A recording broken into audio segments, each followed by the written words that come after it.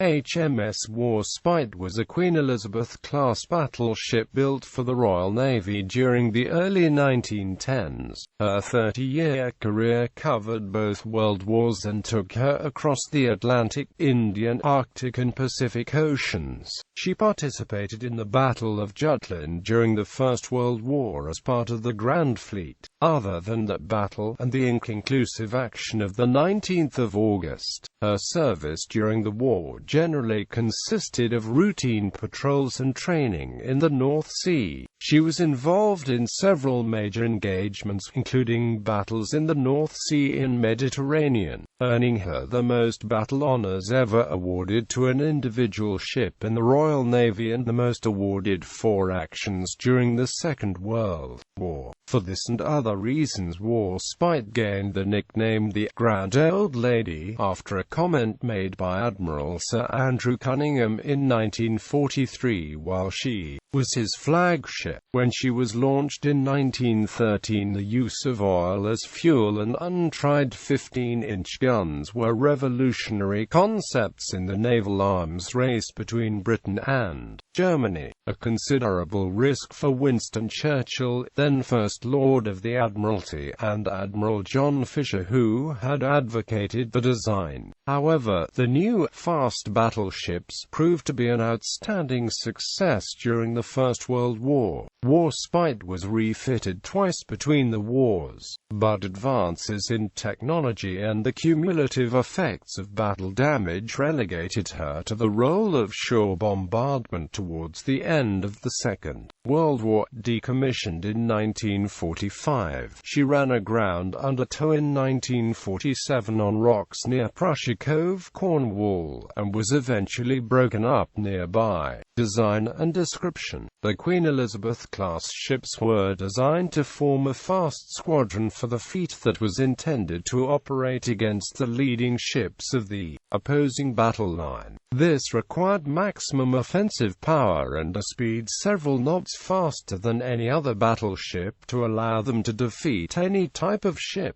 Warspite had a length overall of 643 feet 9 inches, a beam of 90 feet 7 inches and a deep draft of 33 feet. She had a normal displacement of 32,590 long tons and displaced 33,260 long tons at deep load. She was powered by two sets of Brown Curtis steam turbines, each driving two shafts, using steam from 24 Yarrow boilers. The turbines were rated at 75,000 shp and intended to reach a maximum speed of 24 knots. Warspite had a range of 5,000 nautical miles at a cruising speed of 12 knots. Her crew numbered 1,025 officers and ratings in 1915 and 1,220 in 1920 while serving as a flagship. The Queen Elizabeth class was equipped with 8 breech-loading 15-inch MKI guns in 4 twin-gun turrets,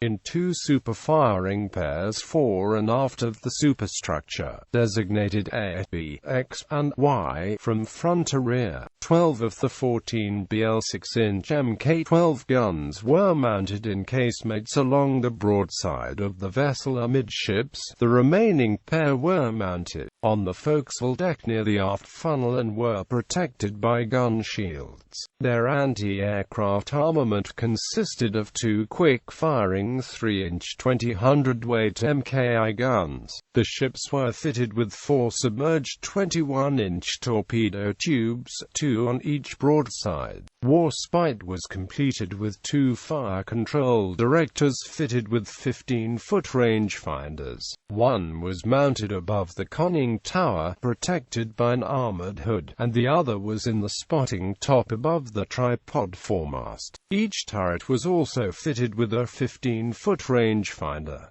The main armament could be controlled by a B turret as well. The secondary armament was primarily controlled by directors mounted on each side of the compass platform on the foremast once they were fitted in. July 1917. The waterline belt of the Queen Elizabeth class consisted of crop-cemented armor that was 13 inches thick over the ship's vitals. The gun turrets were protected by 11 to 13 inches of KC armor and were supported by barbets 7 to 10 inches thick. The ships had multiple armor decks that ranged from 1 to 3 inches in thickness. The main conning tower was protected by 13 inches of armor. After the Battle of Jutland, 1 inch of high-tensile steel was added to the main deck over the magazines and additional anti-flash equipment was added in the magazines.